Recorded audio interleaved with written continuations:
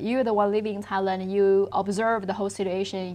Can you share with us some of your observations during the protests in Thailand? In 2010, because this is when I first started writing, I was covering the situation here in Thailand. So they had, what they call a color revolution, and these protesters were literally wearing red shirts. They were all wearing the same color shirt. And they kept saying it was about democracy. It's about democracy and human rights. And if you lived here in Thailand, you would know that they're actually fighting for this billionaire named Thaksin Shinawatra. So Thaksin Shinawatra got ousted in a coup in 2006. By 2010, he was trying to get himself back into power. And so they had these red shirts out in the street.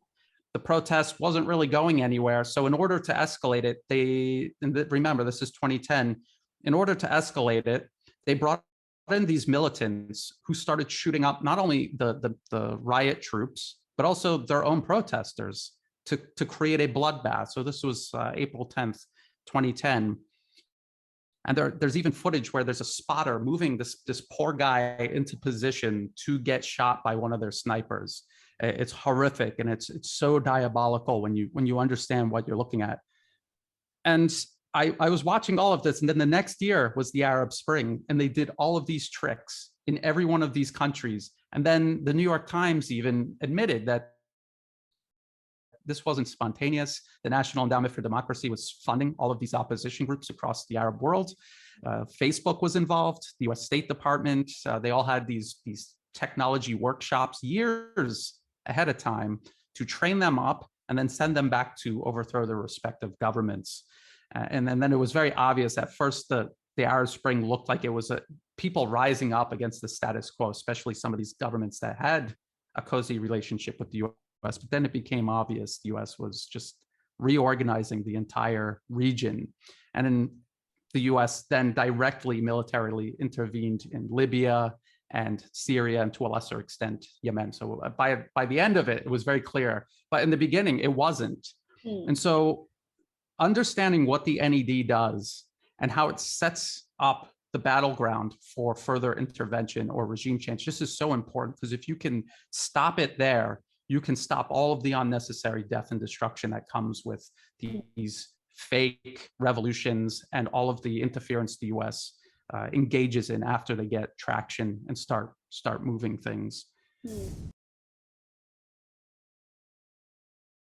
So in Thailand, and then in neighboring Myanmar, in Malaysia, in Cambodia, in all of these countries in Southeast Asia, if you look at the State Department, decades ago, they openly admit that the goal is to encircle and contain China, and that Southeast Asia is one of 3 fronts they're doing this along. And so the goal is to get all of these governments out of power that have a good relationship with China and replace them with just a client regime that just irrationally hates China and cuts off ties with China, even if it means destroying the economy and destabilizing the region, kind of like what we see Australia doing now. It makes no sense, except if you're someone in Washington, then it makes perfect sense. And this is what I've been trying to expose, and no one else is talking about this. And now you can see, like with the Milk Tea Alliance, how all of these movements are all openly working together, from Hong Kong to separatists in Taiwan to Thailand, Malaysia, and now violent armed mobs in Myanmar.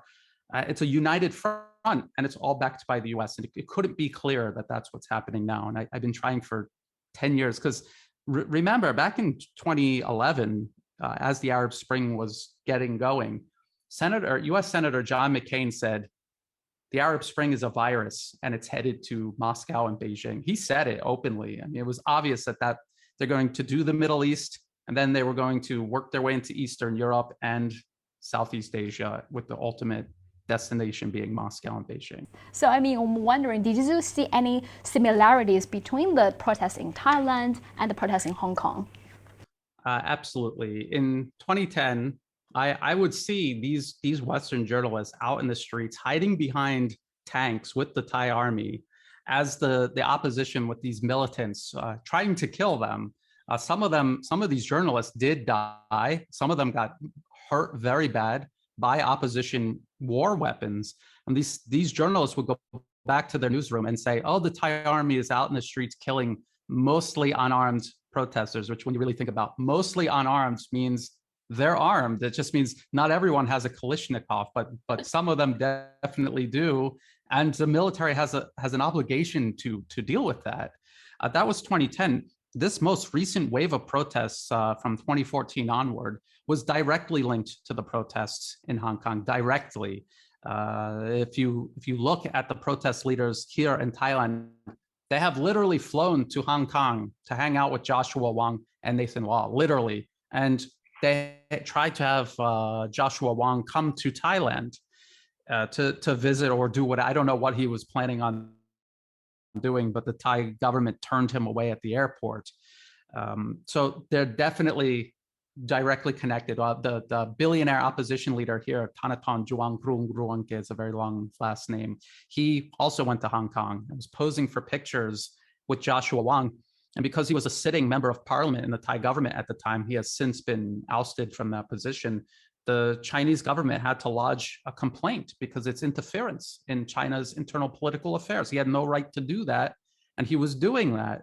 And then when you start to understand that the National Endowment for Democracy is funding both mobs in Thailand, in Hong Kong, and you would say, hey, they're different reasons. They're protesting for different reasons, but not really. They have different excuses for why they're protesting. But the main reason they're protesting is to encircle and contain China. It's the exact same agenda. Thailand, Hong Kong, this is what unites them. This is the common denominator, being anti-Chinese and being being funded by the US government and trying to destabilize the whole region. And of course, the Milk Tea Alliance is kind of the formalization of this region-wide network the US is backing to do this. The Milk Tea Alliance with Twitter giving them their own official emoji. Again, the US social media has played a direct role in backing these opposition movements and creating a lopsided playing field for the opposition to make themselves look more popular and larger and to silence people trying to expose it. I mean, that's why they deleted me off of Facebook and Twitter, and they did this to many people, not just me. So yeah, they're directly connected. It's basically the same protest, just two different locations.